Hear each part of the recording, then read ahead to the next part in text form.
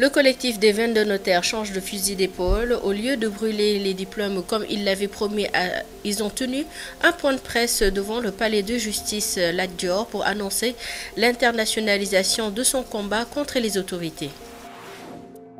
La coalition Benno Bokk Yakaar, elle, a officiellement installé le directoire de campagne du candidat Macky Sall. À cet effet, le candidat de cette coalition est revenu sur le contenu de son programme de gouvernance articulé autour de 5 initiatives majeures. Il promet aussi la guerre aux fake news. Coupe d'Afrique U20, la sélection sénégalaise s'est envolée sur Niamey en fin d'après-midi pour la compétition prévue cette année du 2 au 17 février 2019. Les poulains du coach Youssouf Dabo ont reçu le drapeau national des mains du ministre des Sports. Mesdames, Messieurs, voilà pour le sommaire de cette édition. Dans un instant, le développement.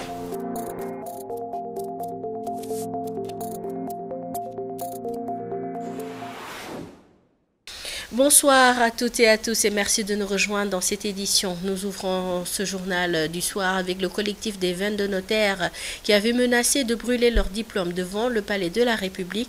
Mais en lieu et place, le collectif a tenu un point de presse devant le palais de justice Lat Dior pour une fois de plus pointer du doigt le rôle de Macky Sall et de son ministre de la Justice dans la série de difficultés qui traversent. Après le retrait par les autorités du décret des 7 charges et pour obtenir gain de cause dans sa lutte, le collectif annonce qu'il va maintenant internationaliser leur combat en adressant par contre des correspondances aux institutions financières et partenaires techniques du Sénégal. Le collectif a tenu un point de presse. C'est un compte rendu de Madione Aïdara. Le collectif des notaires avait promis de brûler leurs diplômes devant le palais de la République, mais finalement, tel n'a pas été le cas. Ils se sont donné rendez-vous devant le palais de la justice. Ainsi, ils reviennent sur le pourquoi. C'était aujourd'hui l'immolation par le feu de tous nos diplômes. Mais cette immolation était dictée par le fait que le projet de décret allait être présenté au président de la République. Le ministre nous l'a confirmé, il a retiré son projet. C'était un projet qu'il a retiré. La bataille est loin de connaître son épilogue, soutient le collectif et accuse le président de la République Macky Sall d'être à l'origine de tous leurs problèmes. On aimerait attirer l'attention de monsieur le président de la République Macky Sall, que nous savons pourquoi il refuse de créer 32 nouveaux cabinets de notaires au Sénégal. Et si on nous pousse à bout, nous allons être obligés de révéler les informations dont nous disposons. Ainsi, il donne aux autorités un ultimatum de 2 jours pour qu'ils règlent leurs problèmes. Nous donnons 48 heures au président de la République, aux autorités de régler ce problème-là. Sinon, les informations dont nous disposons, qui sont de nature explosive, ils emporteront la responsabilité que ces informations se retrouvent sur la place publique. En point de presse, le collectif des 22 notaires annonce internationaliser le combat en adressant des correspondances aux institutions et partenaires du Sénégal pour le respect de ses droits. Ouvrons la page politique. Le candidat Macky Sall qui déclare la guerre aux fake news et par la même veine présente son nouveau programme de gouvernance articulé autour de 5 thématiques majeures, thématiques parmi lesquelles figure le fonds d'appui à la presse. Il se prononçait lors de l'installation hier du directoire de campagne du candidat de la majorité par la coalition Benno Bokk Yakaar, compte rendu Aïda Menyes. L'installation du directoire de campagne du candidat Macky Sall s'est déroulée en présence d'anciens et nouveaux alliés de la mouvance présidentielle au moment d'union des forces pour la présidentielle de 2019. Je ne laisserai pas quand même un responsable, quel qu'il soit, porter atteinte à notre combat et à l'avenir du Sénégal sur la base de son ego personnel. Je demande à l'ensemble des responsables donc, qui doivent animer ce dispositif de faire preuve d'un esprit d'ouverture. Hormis cet appel, le président Sall a présenté son nouveau programme réparti en 5 parties. L'axe 2 de ce plan Sénégal émergent est autour de l'inclusion, du capital humain. Donc tous ces programmes que le Premier ministre vient d'évoquer avec pertinence sont des programmes qui rentrent dans cette vision globale et dans la deuxième phase, comme il l'a dit, qui correspond à la période 2019-2023. Face à la multiplication des fake news, le président Sall estime qu'il est important de les combattre en cette période préélectorale. Pour résoudre les questions de coordination, Les questions d'intervention au niveau de la presse.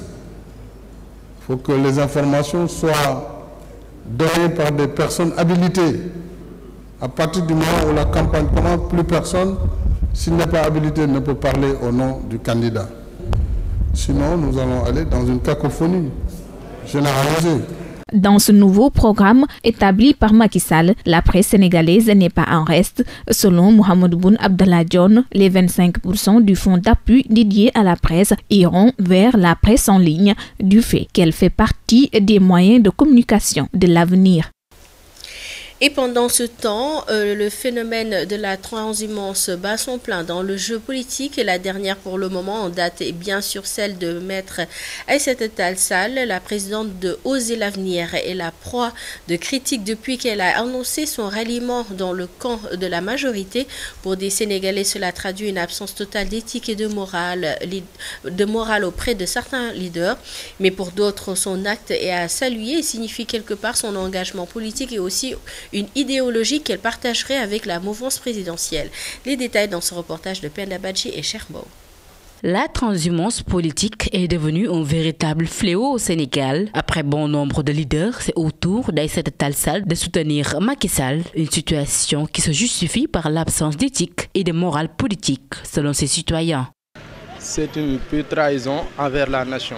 C'est une absence d'éthique et de foi aussi. Ils ont été recalés lors du parrainage. Pourquoi ne pas aller vers les autres partis politiques? Ça va leur permettre de concrétiser ce qu'ils avaient, les idéaux qu'ils avaient, mais d'une manière indirecte. La transhumance n'existe pas, c'est plutôt un engagement politique, selon Demba Dangui, qui a quitté le PDS au profit de Macky Sall. Ce n'est pas de la transhumance, ça toujours c'est de l'engagement. Tu peux être un transhumant sans avoir de l'engagement. Le Sénégal c'est pour nous. Il y a un président qui veut émerger le Sénégal. S'il y a d'autres personnes qui étaient dans d'autres partis, pour le soutenir, mais ce n'est pas de la transhumance. Un avis que partage Lucien, qui approuve le ralliement d'Aïssata Tall Sall à la mouvance présidentielle. Aujourd'hui, si Maître Aïssata Tall Sall a pris la lourde responsabilité de rejoindre le camp présidentiel, ce n'est pas une transhumance. Bon, je pense que c'est une personne qui a la compétence de pouvoir servir son peuple. La transhumance est-elle devenue une tradition politique au Sénégal? Quoi qu'il en soit, les citoyens déplorent cette situation et invitent les hommes politiques à revoir leur copie. Le Parti démocratique sénégalais à la croisée des chemins, après avoir perdu le pouvoir en 2012, son candidat ne sera pas de la partie en février prochain. Et selon des analystes politiques, plusieurs cas de figure restent ouverts et des perspectives d'alliance aussi. Voyons tout cela dans cet élément de Adam Abitey. Voulant présenter Karim Wade comme l'unique candidat du Parti démocratique sénégalais à l'élection présidentielle, le PDS a perdu ses grands ténors, cause pour laquelle son poids électoral est devenu faible, selon ces politologues. Le poids électoral est devenu extrêmement faible, peu impactant, mais disons que le pouvoir de nuisance de celui qui dirige ce parti toujours, malgré ses 95 ans, Abdoulaye Wade, peut être extrêmement nuisible. C'est l'électorat qui est resté fidèle au Parti démocratique sénégalais, c'est-à-dire donc c'est un parti qui est non négligeable au niveau de l'échiquier politique sénégalais. Même si, entre-temps, cet électorat s'est un peu effrité avec les multiples départs qu'a connu le parti, il reste un noyau dur, un noyau solide, resté fidèle aux idéaux du Parti démocratique sénégalais. Cependant, deux options se présentent pour le PDS pour sa participation à la prochaine élection, à savoir le boycott ou nouer une alliance avec un candidat parmi les 5. Les schémas sont très larges. Il y a Madi Kenyan, par exemple, qui, malgré le refus d'Abdoulaye Wade de cautionner aujourd'hui sa candidature, peut compter sur une très bonne frange du Parti démocratique sénégalais. Dès lors que Karim Wade n'est pas candidat, Idriss Seck peut avoir également ses prétentions. Mais n'oubliez pas également que Macky Sall est un enfant du Parti démocratique sénégalais.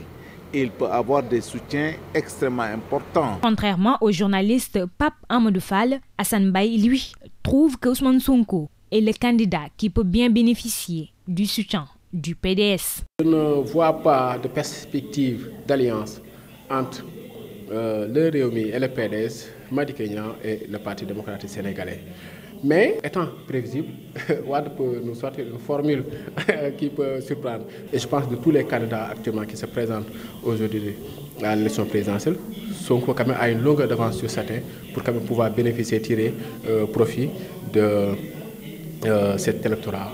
Toutefois, il peut y avoir une décision surprenante venant du pape du Sopi qui annonce sa venue à Dakar dans les prochains jours.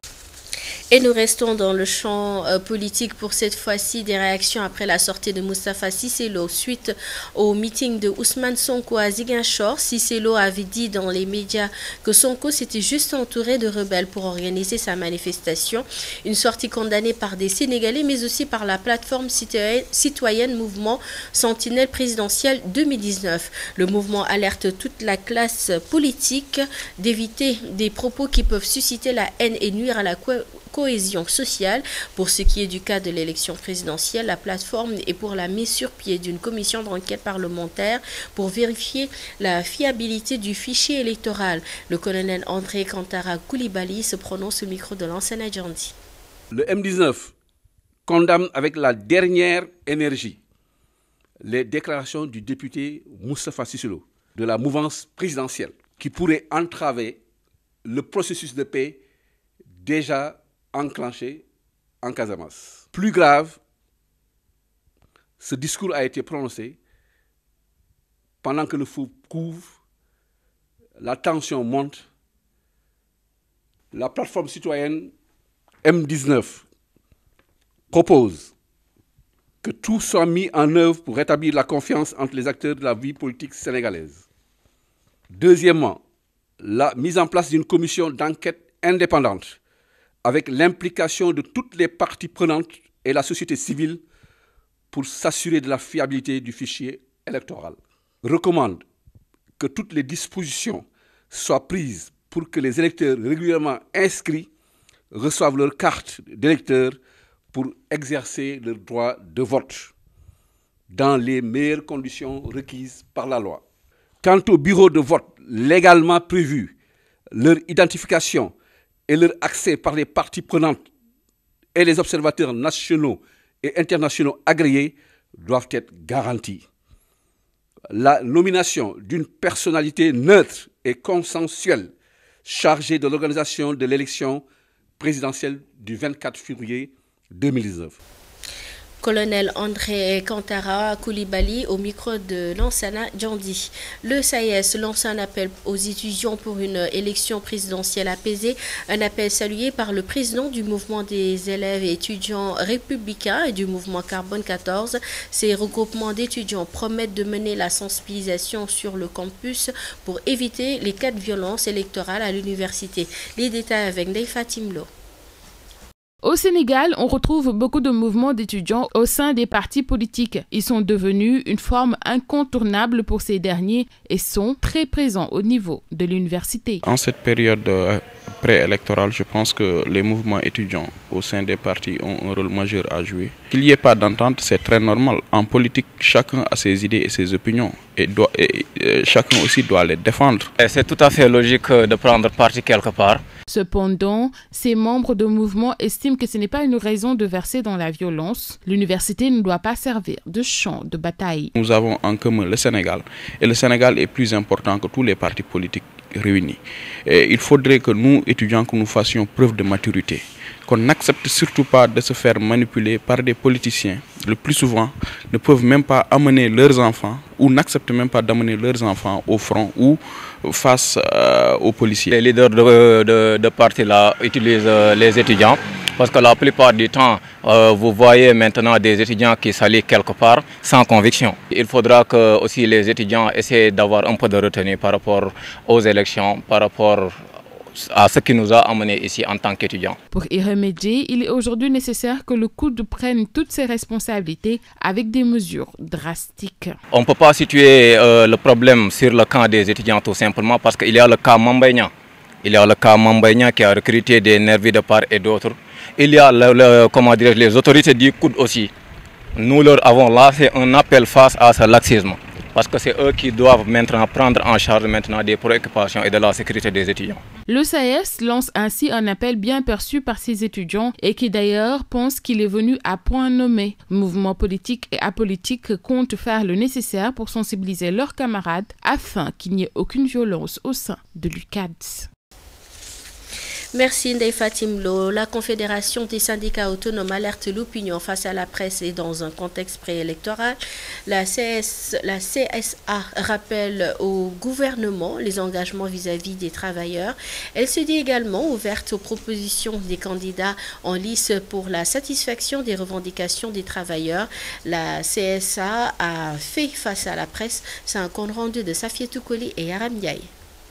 La préoccupation majeure de la Confédération des syndicats autonomes du Sénégal en cette période électorale est la satisfaction des revendications des organisations des travailleurs, une urgence pour elle que les candidats s'attellent à partager leur programme. Le respect et la consolidation de l'état de droit ne peuvent être l'apanage des seuls politiques. C'est pourquoi la CSA invite tous les candidats à des séances d'échange sur leur programme, mais surtout sur l'avenir du secteur du travail. Le monde du travail souhaite une élection apaisée. La CSA affirme être contre toute violence. Ainsi, elle interpelle les candidats à plus de responsabilités. La campagne électorale s'ouvre le dimanche 3 février 2019. La CSA en appelle à tous les acteurs politiques de tous bords à travailler au déroulement d'une campagne électorale civilisée, à la tenue d'un scrutin démocratique, transparent, honnête, dans le respect des lois et règlements en vigueur. Plusieurs secteurs sont actuellement confrontés à des difficultés. Dès lors, la Confédération espère que le prochain président va veiller à la prise en charge des préoccupations des travailleurs. Il y a urgence, voire l'impératif, d'ouvrir de sérieuses négociations inclusives pour le système de rémunération et indemnitaire des agents de la fonction publique. La CSA n'acceptera plus la mise à l'écart des confédérations syndicales à une quelconque étape de ce processus de négociation. Face à la presse, la CSA a décliné sa feuille de route en cette veille d'élection. Elle estime que des négociations sérieuses sur les revendications des centrales syndicales doivent être réouvertes. Toujours dans l'actualité nationale, le building administratif siège du gouvernement a été inauguré en fin d'après-midi par le président de la République et va désormais porter le nom de Feu Mamadou Dia, le premier président du Conseil. Mais en attendant, retour sur cette cérémonie au quai de pêche de Ouakam. Elle porte sur l'installation d'une unité de fabrication pirogue en fibre de verre. Une cérémonie en présence du ministre de la Pêche et de l'économie maritime et des principaux acteurs de la pêche au Sénégal, compte rendu Abdoulaye Ndiaye.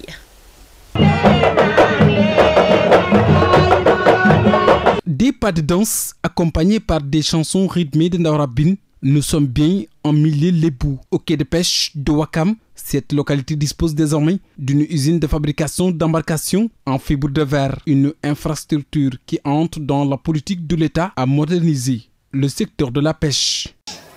Il est démontré que les pirogues en fibre de verre consomment moins d'énergie par rapport aux pirogues en bois de même puissance. Par rapport à ces pirogues, les conditions de stockage du poisson, l'hygiène, la salubrité, ces pirogues offrent toutes ces caractéristiques. C'est également le fait que ces pirogues sont insubmersibles, parce qu'étant insubmersibles.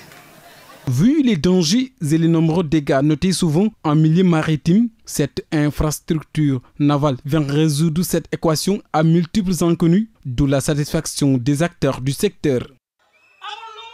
Monsieur le ministre, vous avez toujours aidé les femmes.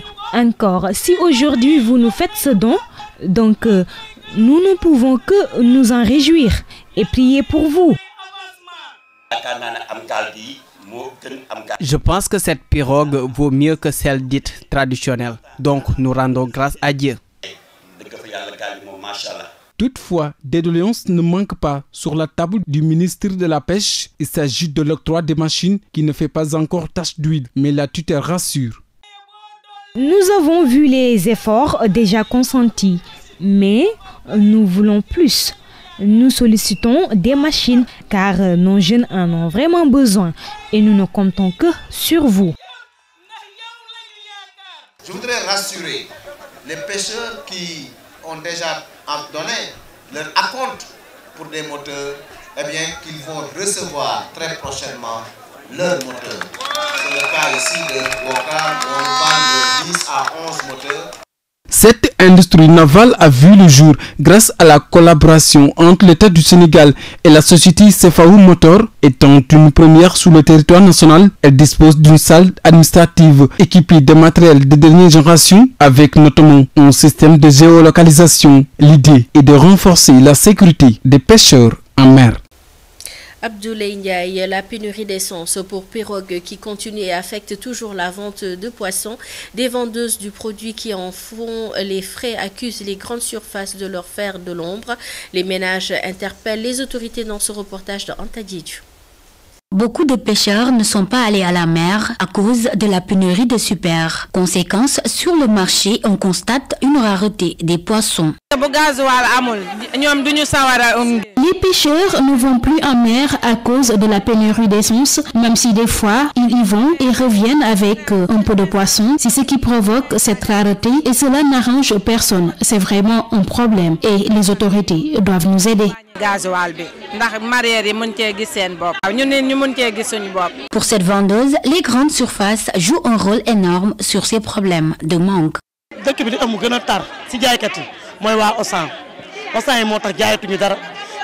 Il est vrai qu'il y a pénurie de poissons. Cela peut s'expliquer aussi par les grandes surfaces. Elles nous ont tout piqué. Elles doivent quitter le pays pour le bien de tous.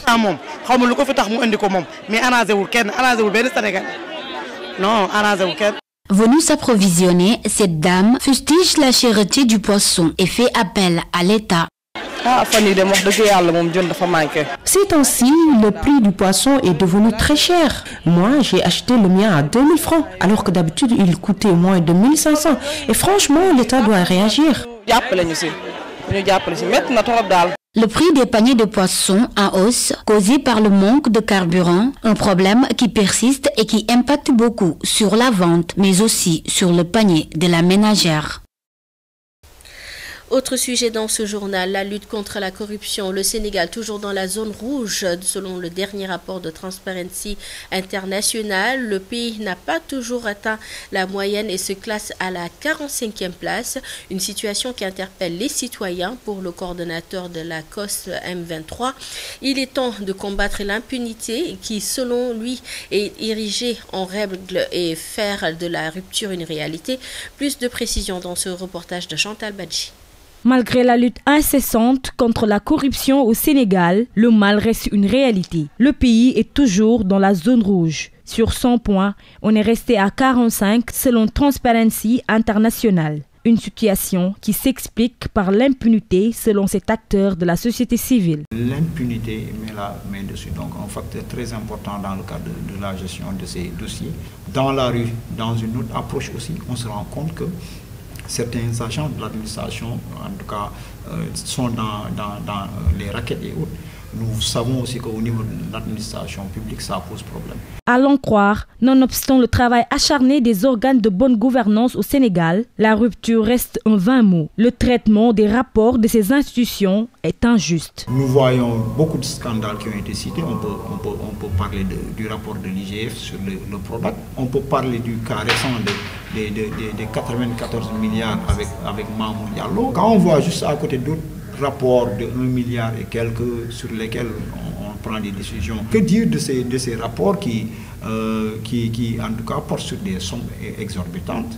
Ces Sénégalais se désolent des résultats de ces études. Selon eux, la justice se doit de prouver son indépendance. Nous condamnons la corruption jusqu'au dernier énergie parce que ce n'est pas bon pour une jeunesse, parce que ça rend la jeunesse passive. Il faut combattre l'impunité. Les prérogatives du procureur de la République sont renforcées de telle sorte qu'il puisse avoir l'opportunité, en tout cas, ou bien même l'obligation de faire son travail. Le procureur est payé pour faire son travail. Au Sénégal, la situation reste alarmante selon Transparency International. Un affaiblissement de la volonté politique de lutter contre la corruption et la non-transmission de dossiers par les organes de contrôle à la justice en sont les principales causes, selon cette ONG. Direction Mbour, où les femmes transformatrices de produits locaux en marge de la tenue d'une foire commerciale ont interpellé les autorités. Ces femmes aimeraient être soutenues davantage pour réussir leur autonomisation. Correspondance de Moussa Diop Pipa et Mohamed Ba. Elles sont au nombre de 20 femmes à avoir exposé devant l'hôtel de ville de Mbour une large gamme de produits locaux, légumes, fruits secs, poulets de chair, produits laitiers et halieutiques sont tous au rendez-vous. Cette grande variété locale dévoile le fruit d'un long processus de transformation et porte l'empreinte de la Fédération départementale des professionnels de l'agroalimentaire. Ce que nous optons, nous, c'est de dégager ici les produits exportés, importés du moins. Parce qu'on a beaucoup de boissons ici qui viennent des autres pays, dont on ne connaît pas la fabrication, la composition et tout. C'est des produits certifiés par l'ITEA. Donc, notre principal souci, c'était les emballages et l'écoulement des produits. On voit actuellement que certains services nous font des commandes pour leur dégustation, pour leur manifestation. Et ça, on dit que c'est un coup de poing. Durant 2 semaines, ils ont pu échanger avec les populations. Cette cérémonie marque la fin de la 4e édition. Mutualisant nos moyens et en faisant de sorte que nous travaillons ensemble, nous pourrions développer ce secteur-là. Les femmes que vous voyez ici, elles sont 18 à exposer, mais c'est 18 groupements. C'est 18 multipliés pratiquement par 100 ou par 200, parce que c'est des femmes, j'allais dire, qui sont pratiquement dans tous les quartiers de la commune de Mbour. Et ce qui m'a le plus plu, c'est depuis 2 ans ou 3 ans, la commune de Malicounda, et je pense que l'année dernière, il y avait la commune de Sali. Donc les femmes de Nguékhor, les femmes de Mbour ont pris l'initiative d'inviter leurs sœurs du département. Cette fédération est aussi forte de 100 femmes leaders qui, en dehors de l'activité de transformation, dispensent dans le département une formation professionnelle aux jeunes filles permettant à ces dernières de bénéficier d'un diplôme agroalimentaire après passage à l'examen d'État. Ouvrons la page sport de ce journal. L'équipe nationale du Sénégal, sélection U20, s'est envolée pour Niamey cet après-midi. Elle va prendre part à la Coupe d'Afrique des Nations de football de la catégorie prévue au Niger du 2 au 17 février 2019. Les poulains du coach Youssouf Dabo ont reçu le drapeau national hier en fin d'après-midi des mains du ministre des Sports en présence de Amadou Martar Ndiaye qui signe ce compte rendu.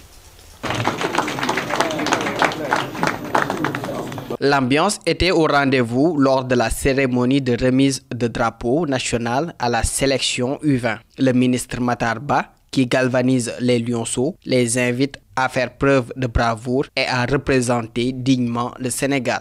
Chers lionceaux, votre mission est essentielle.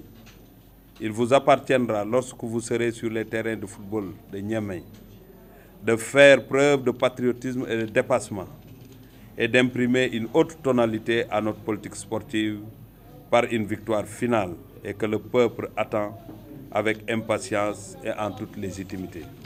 Un appel qui n'est pas tombé dans l'oreille d'un sourd, car le coach des Lionceaux se dit prêt à bien défendre les couleurs nationales. Il décline ainsi sa feuille de route. On est prêt en tout cas pour bien représenter notre pays. Après, gagner, ça ne se décrète pas. Ça ne sert à rien de faire de grosses déclarations pour revenir au bout de 3 matchs. On est là-bas pour faire 5 matchs.